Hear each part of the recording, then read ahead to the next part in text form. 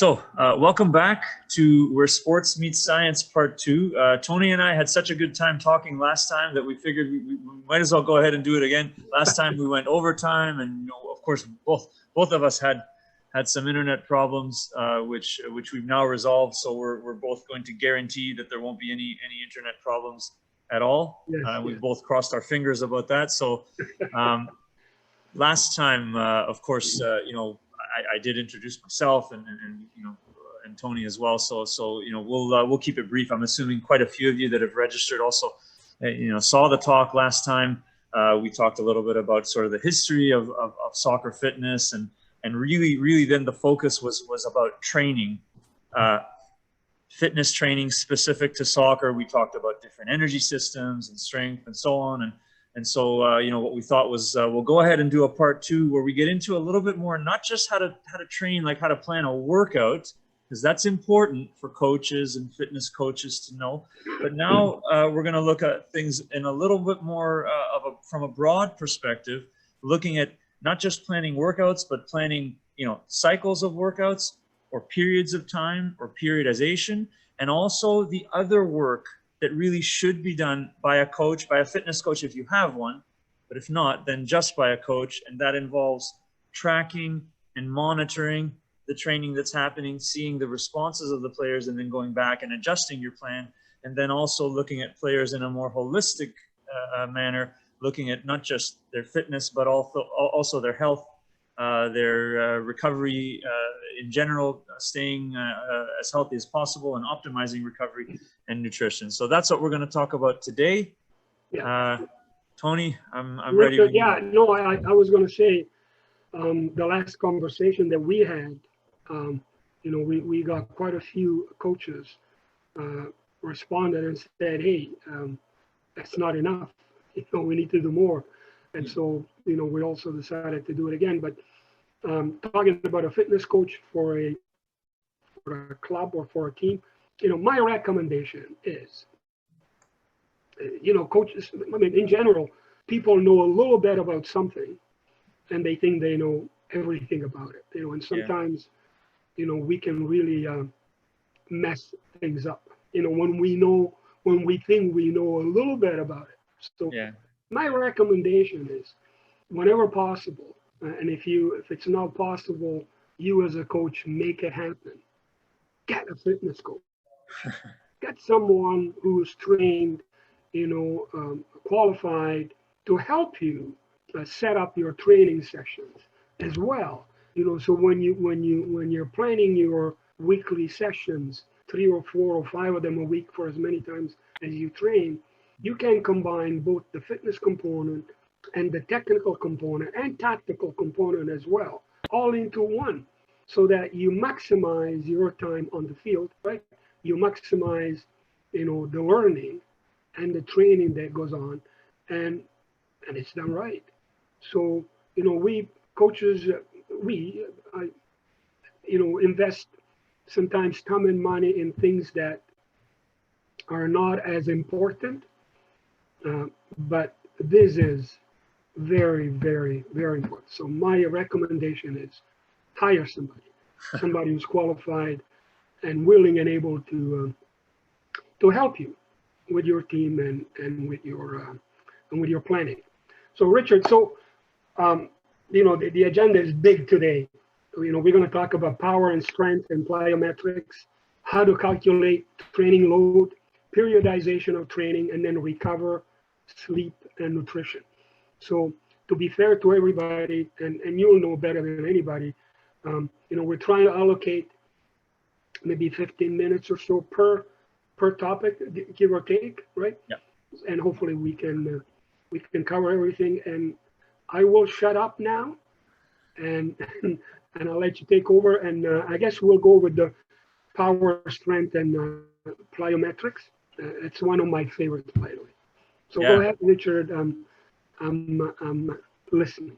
Absolutely. Okay. So, and I just want to say, I know, we always mention this, but if anybody has questions, please feel free, use the chat box, use the Q&A. We'll do our best to get to them. And of course, some of the questions, the things I'm talking about now are from questions that came last time. So there was definitely a lot of interest, you know, because we spoke a lot before about energy systems, the aerobic system, the anaerobic lactic and the anaerobic alactic system.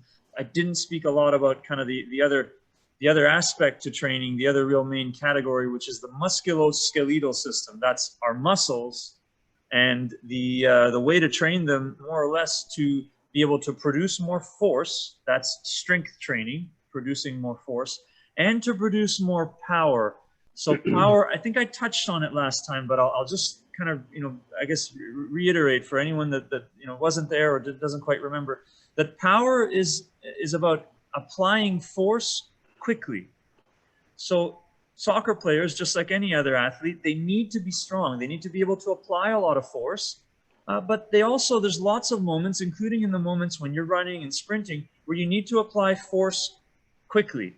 So there are two different types of training, strength training and power training, and each one, you know, kind of, you know, accomplishes that specific task. So the basic idea, of course, these are broad topics, and I mean, I teach full, you know, college and university courses about just these topics, so I'm only talking now for a short amount of time.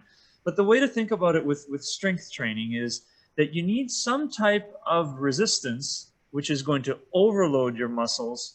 And by working and training against that resistance over time, then the muscles become bigger and stronger.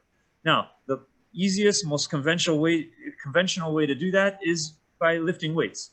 And so, you know, there may be some misconceptions about lifting weights for athletes, even for youth athletes and for soccer players. So I'll try to quickly address those. First of all, lifting weights does not stunt your growth. It does not interfere at all with growth for a young athlete. Young athletes typically can play multiple sports like soccer, like hockey, like other sports, where the loading that they get, both from contact, the risks of falling down, just the tackling and things that they do, that loading is much more than they would get from a kind of just a well-designed strength training program with lighter weights. It doesn't make sense for younger, inexperienced athletes to lift heavy weights. But of course, anybody who tries to lift a very heavy weight, if they're not prepared, there's a risk of injury.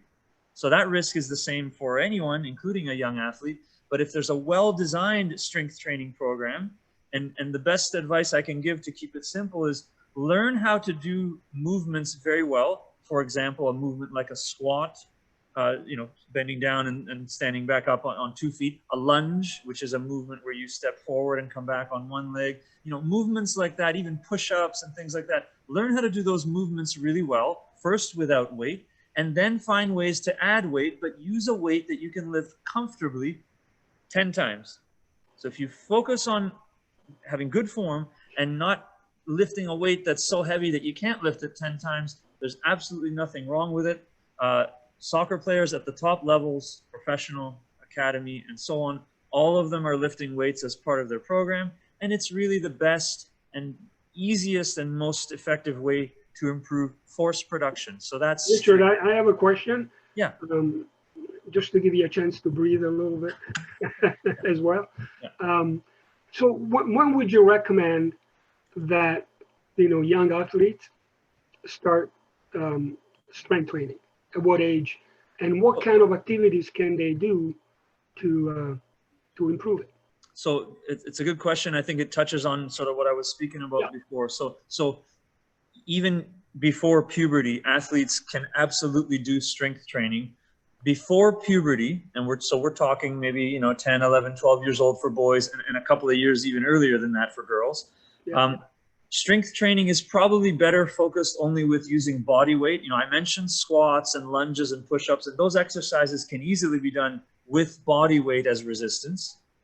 But even in those ages, even before puberty, there's nothing wrong with using a small weight. It could be a 5-pound or a 10-pound to add to those exercises if you're able to do it. But again, it has to be something you can do comfortably 10 times. So there's nothing wrong even in the 1 or 2 years before puberty to start.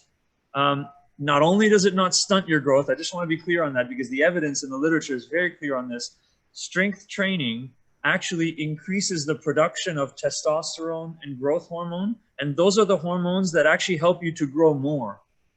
So, you know, if there's parents or coaches of young athletes, there's nothing wrong with doing strength training, whether it's with body weight or whether it's with some other weight.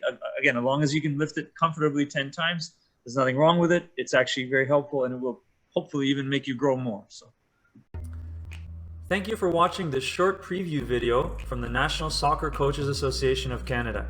To see the full video, plus have access to hundreds of other coaching videos, blogs, webinars, and podcasts, plus free and discounted coach education courses and other soccer merchandise, plus to have exclusive access to register for all future NSCAC conventions, both live and online, click on the link below to become a member of the NSCAC today. Also, please remember to like and subscribe to our YouTube channel, as your continued support allows us to continue to provide coach education and coach development resources to soccer coaches across Canada and worldwide. Thank you again for your continued support, and we look forward to seeing you at future NSCAC events.